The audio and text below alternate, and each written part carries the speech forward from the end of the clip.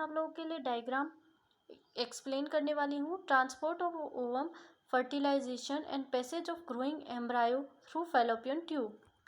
सबसे पहले हम लोग इस डायग्राम को समझते हैं। ये जो है ये टर्शियरी फॉलिकल है, फिर ये ग्राफिन फॉलिकल में कन्वर्ट हुआ। ये आप लोगों को पता है, primary, secondary, tertiary and then Graafian follicle और मैच्योर फॉलिकल। आफ्टर डेट यहाँ पर होगा ओव्यूलेशन, जिसके अंदर एक ओवेरी रिलीज हो गई। ओव्यूलेशन हो गया, ओवेरी रिलीज हो गई। ये जो है फिमरी की मदद से इनफंडिबुलम के अंदर क्या आ गई है, ओवेरी।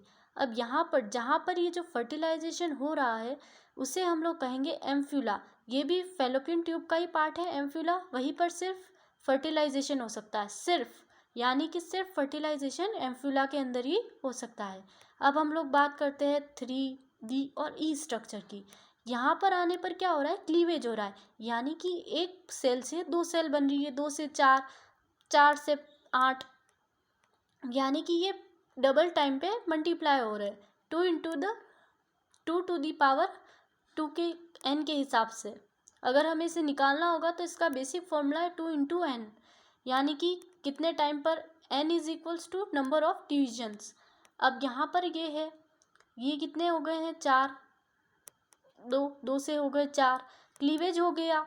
अब हम लोग बात करते हैं ई की। ई के अंदर क्या होता है, मोरूला। मोरूला का मतलब होता है ऐसी कंडीशन, हम क्या होते हैं, इस पर्टिकुलर एक सेल को हम क्या कहते हैं, ब्लास्टोमियर कहते हैं। तो इसके अंदर क्या होते हैं, नंबर ऑफ ब्लास्टोमियर्स, यानी कि नंबर ऑफ सेल्स। तो जो सेल्स है वो कितने हैं, 8 से लगाकर 16 तक। जब भी सेल्स की वैल्यू 8 से लगाकर 16 तक होगी तो हम लोग उस कंडीशन को मोरूला कहेंगे, जो फैलोपियन ट्यूब के अंदर अकर हो गई है 8 से 16 तक। अब यहाँ पर हम लोग आ गए, अब ये है मोरूला। इसके अंदर कितने, 8 ब्लास्टोमियर्स है। अब इसके अंदर भी कितने ब्लास्टोमियर्स है, इसके अंदर 16 है, 8 से लगाकर 16 तक, दोनों किस में आते हैं, मोरूला में। अब हम लोग बात करते हैं इस कंडीशन की, जी में। अब ये जो है इसे बेसिकली ब्लास्टोसिस्ट कहते हैं। इस कंडीशन में क्या होता है कि जो सेल्स होते हैं वो डिवाइड हो जाते हैं आउटर लेयर में। आउटर लेयर को हम लोग ट्रोपोब्लास्ट कहते हैं इस फॉर्म में। और इनर सेलुलर मास, यानी कि ये जो आप लोगों को 7 सेल दिखाई दे रहे हैं, इन्हें हम लोग बेसिकली इनर सेलुलर मास कहते हैं। अब हम यहाँ पर आ गए।